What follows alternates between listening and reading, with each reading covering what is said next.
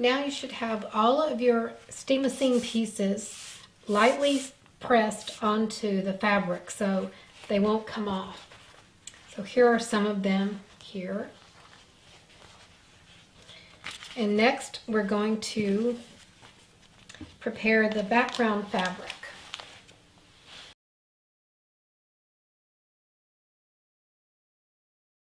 Once you've traced all of your pieces onto the steam-a-seam, and then you've lightly fused them to the fabric, to the wrong side of the fabric, and you're ready to start assembling your truck.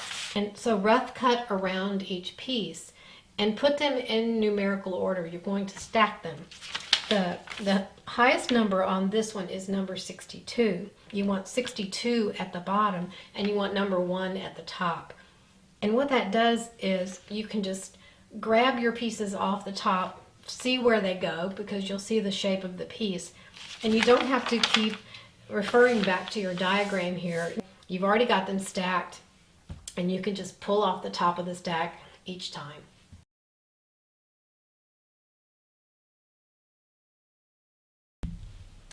Next we're going to prepare the background fabric, and this piece is so big that I'm going to just have to show you this way. This is my little light box underneath, so you can see it coming through here. And this is the background fabric, and underneath I have the right side facing up of the big drawing that we traced on the large pieces up front. So I have pinned the background fabric to the paper because we're going to leave it there as we build on top of this, and we're going to see it through the light box, which keeps turning off here. So we'll zoom in closer when we're working on this area.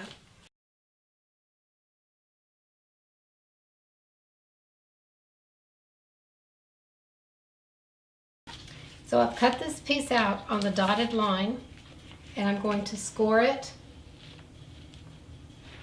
with my pen and remove the paper.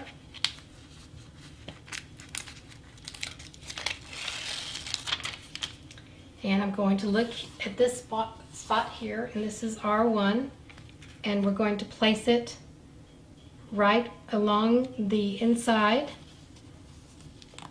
And this overlaps a little bit, so we're going to place it there and then press it down, and it'll stay pretty good. You can pick it up and move it if you need to. So let's try that.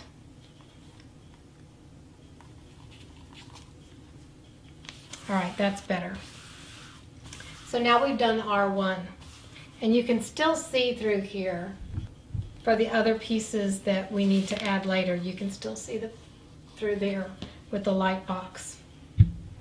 Now I've cut out R2 along the dashed line. The scissors I use to cut these are Karen Buckley scissors, and they're micro serrated edge, and it holds and grips the fabric better as you're cutting. But I actually, after I bought these scissors, I found scissors I liked better, and they're about half the price. They're from Tim Holtz. They're titanium. They're also micro serrated. So I carry those in the shop now, but I already have these, so I'm using them. So we're going to place R2. So let's score it. Take the paper off.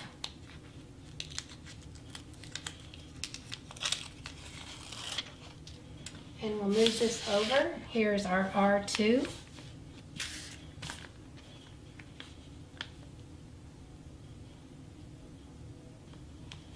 And we place that. So you're going to continue like that, and you're going to go from 1 to 2 to 3 to 4. Now B3, I don't know if you can see it very well, but it's right under here. And here's the fabric. I'm going to score it.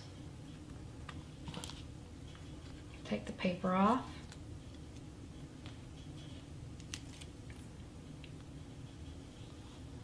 And let me just lift it up and see.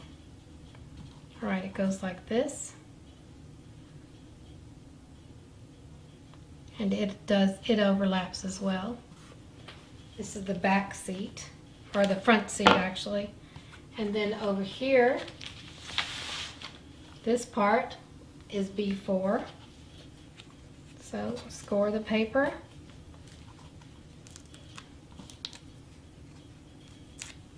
Remove it. And then we'll place this right here.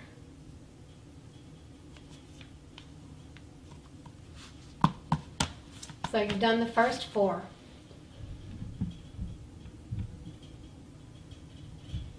Now just continue, go to your next one. The next one would be 5.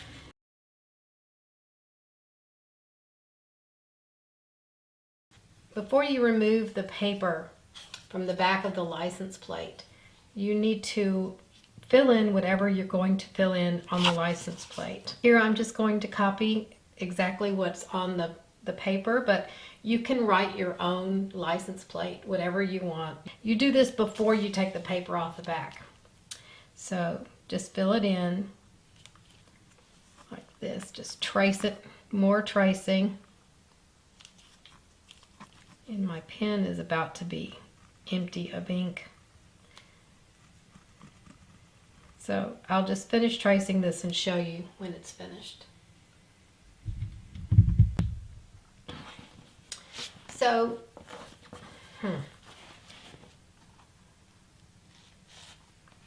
So once you finish your tracing out your license plate, whatever you want, we're going to put it on your project, on the truck, and then finish all the rest of your patches. Now I've already fused all the rest of this because I wanted to have it, I didn't want it to get messed up when I was recording this.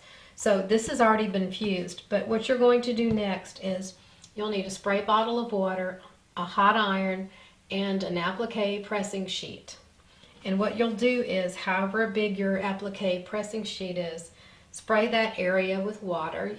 You don't have to spray it heavily because you just want it to steam. And then you're going to place your iron and hold it there for 12 to 15 seconds.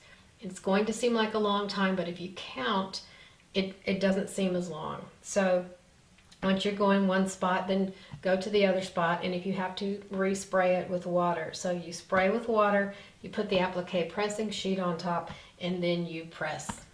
And you'll do that for the whole big thing.